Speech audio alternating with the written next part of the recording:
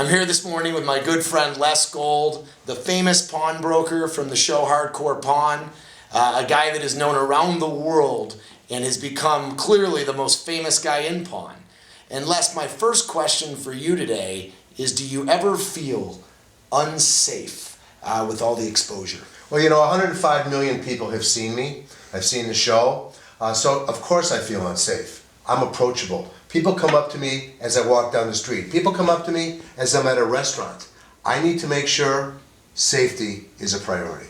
You know, a question our audience will want to know is, are you typically carrying, and do you always carry a concealed weapon when you're moving through life and in the store every day? Each and every day, I put my gun on the same as I brush my teeth in the morning. It's part of my routine. I need to make sure that I'm safe, that I'm protected at all times.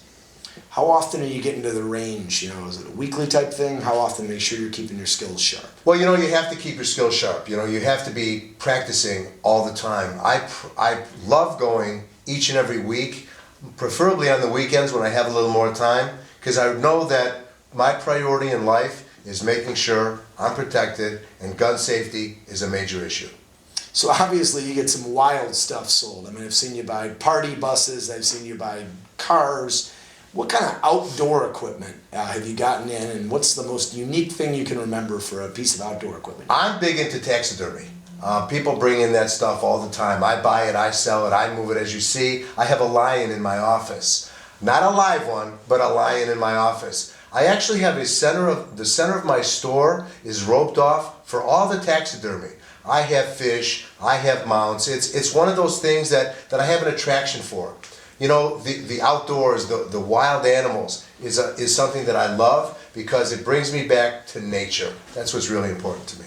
So one of the things people love about you is, you know, despite being this great pawnbroker, you're also a really sentimental guy.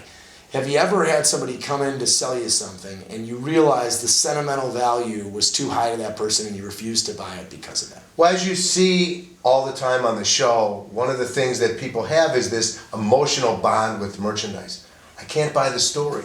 It's not important to me. It's important to the person bringing it in, but because it was Grandma's ring and she left it to you, doesn't mean that it's going to be as important to me. I only buy things for the value. Stories are really nice. You know, they're heart-wrenching stories and you hear them all the time, but I can't pay more for the story. Business is business, right? Business is definitely business, no question about it. Have you ever felt unsafe with all this exposure? Well, of course you do.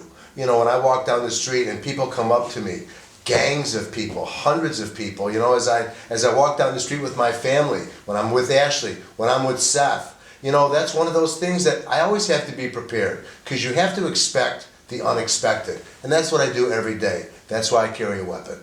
One of my great stories about you, as you know, is I was on a hunt with a bunch of bigwigs from the outdoor industry, and they were talking about Les Gold and Hardcore Pawn.